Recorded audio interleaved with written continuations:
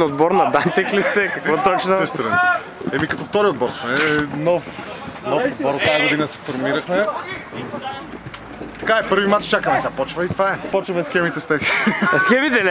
Там ще си помислим как стоят нещата. Единия може да смени собствеността си отбора. 10 човека сте дошли днес за матч, доста сериозна група. Принципно два отбора по 10 човека, така ще го направим през седмица, ще играем едната, защото сме много хора, 20 човека сме като такива. Дано да няма повод за викане.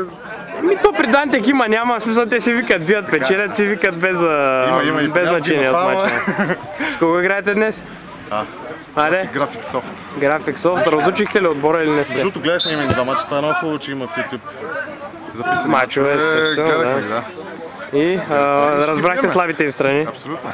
Еми това е какво повече тогава. Що, биете добре? Еми пожелавам ви много приятни емоции тук на Баухаус Арена. Радвам се, че сте проявили интерес да запишете още един отбор и да сте грамогласни като другия Дантек. Това е ще се постараем. Днеска е по-студеничко, иначе викаме агитки повече. Моля? По-студеничко, днеска ще викаме агитки. Да ти кажа, това може би на топлият ден от една седмица, така че е добре за вас. Окей, добре, благодаря ти и успех.